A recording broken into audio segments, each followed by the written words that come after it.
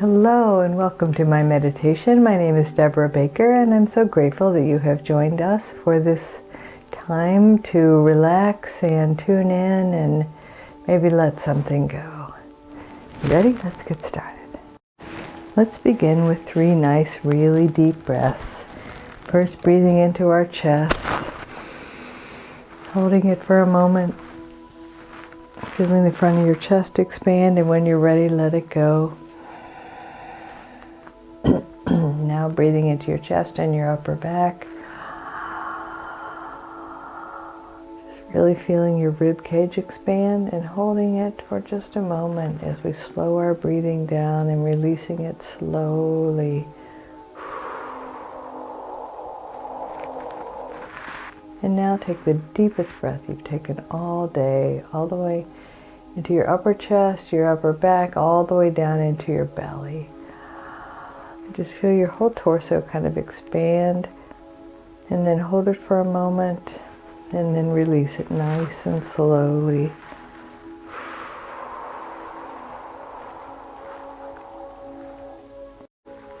And now let's relax our bodies. So let's begin by pressing our feet together.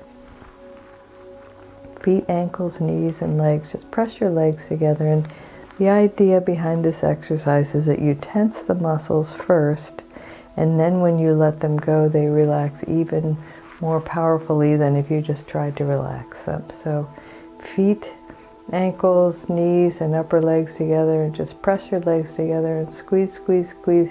Take a breath. And when you let it go, relax your legs. Now pull up your pelvic floor. Pull in your lower torso, tighten your glutes, and just tighten every muscle that you can in your pelvis. So take a breath, and then squeeze all your muscles. And when you're ready, just let it all go. And you can already feel that wave of relaxation moving up your body. So now we're just going to do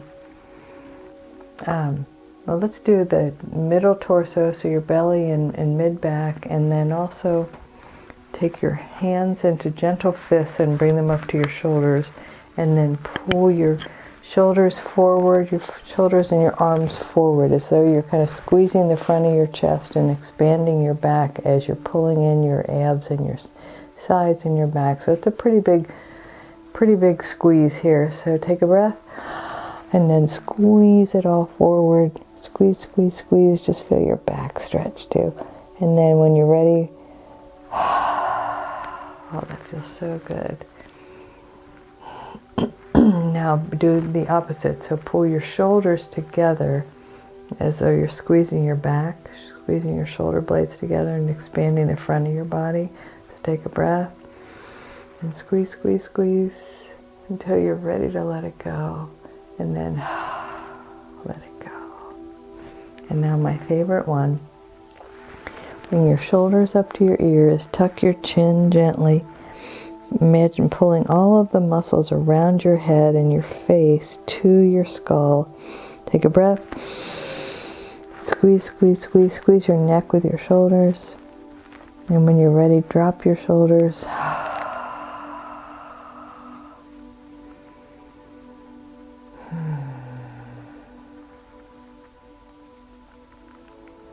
And if you tuned into my series that I concluded last week, I want to thank you.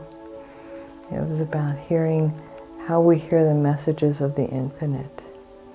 And I have been seeking conscious contact with my higher power for many years now, and I try to do it as often as I can, and I encourage you to do the same, just because to me it is seeking to be in the flow of the universe, which I think is, a really healthy thing to do, because our lives go better and we align ourselves with the one presence and the one power, which is seeking constantly to express in, through, and as us. So how do we allow that to express through us more, in us, through us, and as us more? And I think Meister Eckhart, who was a mystic, I think 16th century, 15th century, a long time ago, hundreds of years ago. And he said, and I paraphrase, getting close to God is more a matter of subtraction than addition. And so what do we need to let go of? So let's take a moment of quiet and think about what we need to let go of, what no longer serves us.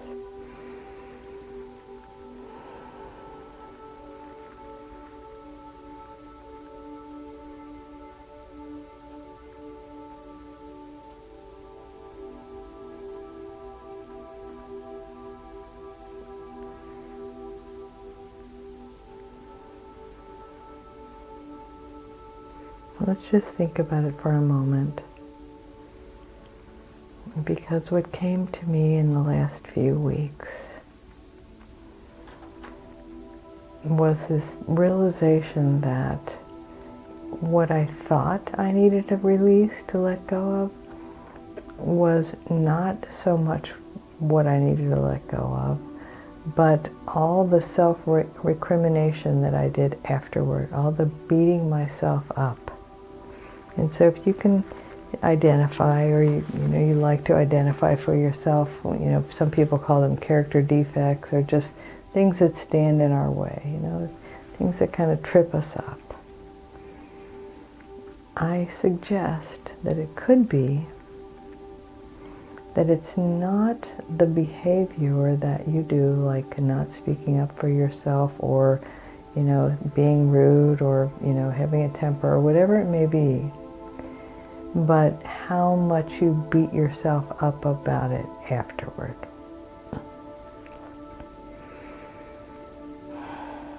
Because that voice, that scolding voice, that shaming voice that so many of us grew up with, either from our parents, or other people around us, siblings, or friends at school, teachers at school. When I think about some of the things that were said to me growing up, I just ponder at how people can be so cruel. And what happens is we feel like somewhere along the line, I must have done something wrong to for that behavior to be directed at me, or to be on the receiving end of that comment, or that action, or that someone being really cruel, or someone not responding. And so I just want to say that, take a deep breath. We don't cause other people's actions. We are powerless how other people behave. The only actions we get to choose are our own. We're powerless over everything outside of ourselves. It's the first step. So let's just take a moment and think about how the only car you're driving is your own. You're not driving all the other cars on the road. You're just driving your own.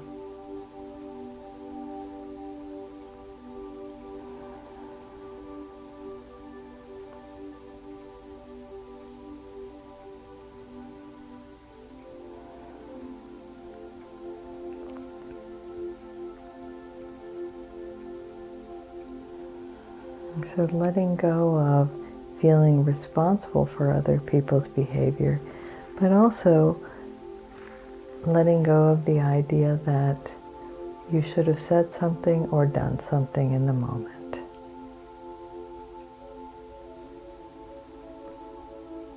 And I've heard many people, including myself, say, I wish that I had spoken up, or I wish that I had done something, or, in hindsight, if I had said this or done this.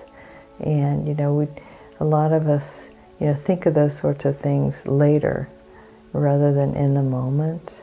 But maybe we can give ourselves some grace that perhaps what we didn't say or didn't do was the best thing. That, we kept our dignity somehow, or we, instead of beating ourselves up about it, we just reach a level of acceptance. The way it happened was the way it happened, and I can't change it. And I may even do it again if faced with that situation.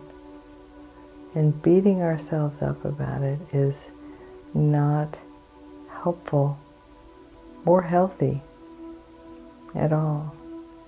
And I think, I feel like I've said this before, and my guides have guided me to say it, many times before, but I think we don't realize how hard we are on ourselves.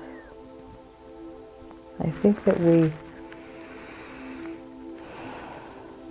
are so self-critical that we're not even aware of it. And when you look in the mirror, think about, do you look for the flaws, or do you look for, the good? My little brother came in front of a mirror with me one time, and he walked up to it and he looked in the mirror and he said, "I was just looking to see if I got any better looking since the last time I looked." And of course we laughed, but most of us don't look to see, how beautiful our eyes are, or, whatever it is that's, something that others notice. Maybe you've got great hair, whatever it is, that's a surface thing. But what other people notice about you too is your kind heart and your consideration of others, and just so many good things. And so I encourage you this week to set 2 intentions. One is to, every morning, as you're, maybe making your bed or getting ready for your day, but try to do it almost first thing. Come up with a list of 10 things, 10 positive things about yourself. It could be you gave somebody a ride that needed it, or you donated something to charity, or you made your bed this morning, or you went out of your way to help somebody, or maybe you didn't even have to go out of your way, but you thought about somebody, or maybe you gave yourself some self-care and went to bed early, or were allowed to sleep in. 10 things, and it's not as easy as it sounds. And the other is, take a deep breath, to ask your subconscious to point out to you when you're being hard on yourself. Because I feel certain that the things you say to yourself, you would not say to anyone else.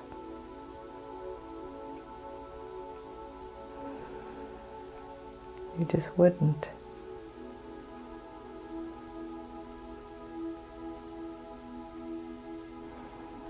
And let's be kinder and gentler to ourselves. We really do deserve it. We deserve kindness. We deserve the respect that we give everyone else.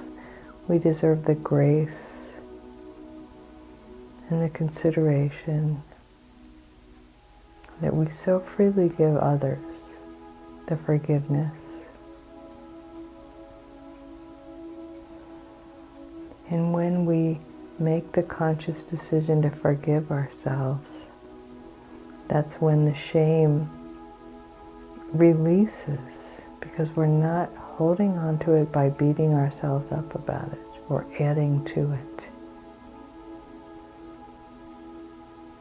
It's okay to feel shame, but it's really not helpful to pitch a tent there and stay there for a long time.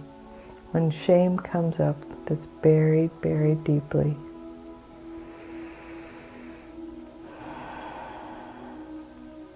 it's most helpful to acknowledge it, give yourself deep, deep levels of compassion and know that it wasn't easy to let it come up. It wasn't easy to, to receive it in the first place, whether from ourselves or someone else. And that we deserve the freedom to let it go. Because you deserve all good things. All the time. You truly do. And you certainly don't deserve a voice in your head that's critical of you all the time. And I'm not really saying that you're critical all the time, but as I have become more aware in the last few weeks of how critical that voice is still, after I've been working on this stuff for 45 years, how critical, because it was taught to me. I was criticized constantly growing up, and maybe you weren't, but still, the criticism is inherent in, our beauty magazines, in our, for boys, do you have the best batting average on the team? Do you have the best, whatever percentage? Are your stats as good as somebody else? Boys were compared in other ways. Are you the tallest boy in the class? Are you the smartest? Those sorts of comparisons are poison.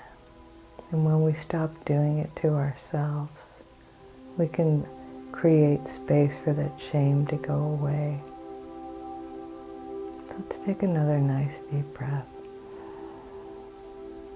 And remind ourselves that we deserve all good things. That we are good people, and we deserve all good things. So let me remind you again that you are whole and perfect exactly as you are, in the one presence and the one power moving in, through, and as me honors and recognizes the one presence and the one power moving in, through, and as you. Namaste. Have a wonderful week.